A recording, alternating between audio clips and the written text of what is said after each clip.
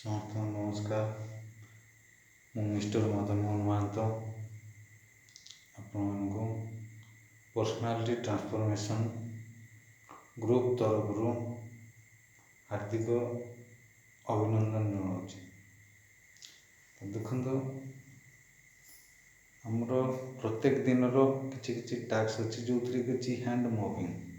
ଯଦି hand moving ବା ବଡ଼ି language ଆମେ ଠିକ୍ ଭାବରେ କରୁଛେ ତାହେଲେ 55% ଲୋକ ସେମାନଙ୍କଠୁ କ୍ଲିଅର୍ ହେଇଯାଏ। ତ ଆଜି ହ୍ୟାଣ୍ଡ ମୁଭିଂ ବା ବଡ଼ି ଲାଙ୍ଗୁଏଜ୍ ସାଙ୍ଗରେ ମୁଁ ଆପଣଙ୍କୁ ଏମିତି କିଛି କଥା କହିବି ଯେଉଁଥିରେ କି ଆକ୍ଚୁଆଲି ମାନବିକତା କ'ଣ ଆପଣମାନେ ଜାଣିପାରିବେ। ଦେଖନ୍ତୁ, ଗୋଟେ ଜାପାନର ଗୋଟେ ଜାଗାରେ ସେ ଗୋଟେ ଲୋକଟେ ତାର କାଠର ଘର ତିଆରି କରିଥିଲା। ତ ଜାପାନରେ କ'ଣ ହୁଏ ନା, ସେମାନେ କାଠର ଘର ତିଆରି କରନ୍ତି। ତ କାଠର ଘର ତିଆରି କରିଥିଲା, ତାର 5 ବର୍ଷ ପରେ ସେ ତାକୁ ଲାଗିଲା କି କୌଣସି ଜାଗାରେ ଡ୍ୟାମେଜ୍ ହେଇଯାଇଛି, ତାକୁ ରିପାରିଂ କରିବା ପାଇଁ ସେ ତାଙ୍କର କରିଥିଲେ, ମାନେ ରିପାରିଂ କରିବା ପାଇଁ ସେ କାଠ କିଛି ଖୋଲୁଥିଲେ। ତ ସେ କାଠ ଖୋଲିବା ଭିତରେ ତ ହଠାତ୍ ଦେଖିଲେ ଗୋଟେ ଝିଟିପିଟି ଗୋଟେ ସେ ଜଏଣ୍ଟ ମଝିରେ ରହିଯାଇଛି। କାଠର ଜଏଣ୍ଟ ମଝିରେ ଗୋଟେ ଝିଟିପିଟିଟେ ଅଛି, ଯାହାର କି ଗୋଟେ ପାଦରେ ଗୋଟେ କିଳାଟେ ଠୁକା ହେଇଛି, ମାନେ ଗୋଟେ କଣ୍ଟାଟେ ପଶିଯାଇଛି। ଆଉ ସେ କାଠ ସହିତ ସେ ପୁରା ଏକଦମ ଗୋଡ଼ଟା ତାର ଲାଗିକି ରହିଯାଇଛି।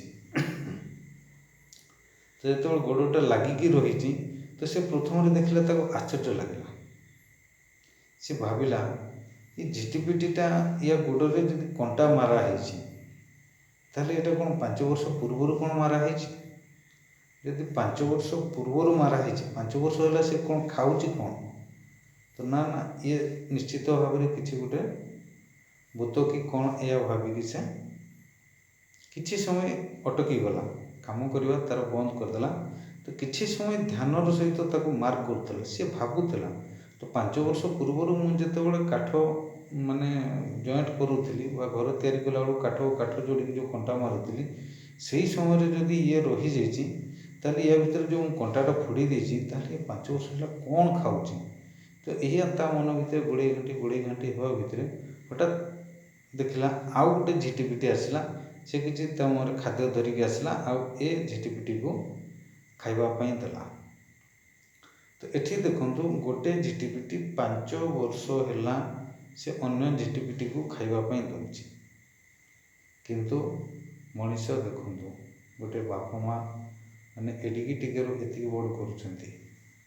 ପ୍ରାୟତଃ ବାପା ମା ମାନେ 10 ବର୍ଷ, 15 ବର୍ଷ, 20 ବର୍ଷ, 25 ବର୍ଷ, 30 ବର୍ଷ ତକ ଯେ ପର୍ଯ୍ୟନ୍ତ ପୁଅ ରୋଜଗାର ନ କରିଛି ସେ ପର୍ଯ୍ୟନ୍ତ ବାପା ମା ତାକୁ ଖାଇବା ପାଇଁ ଦେଇଥାନ୍ତି।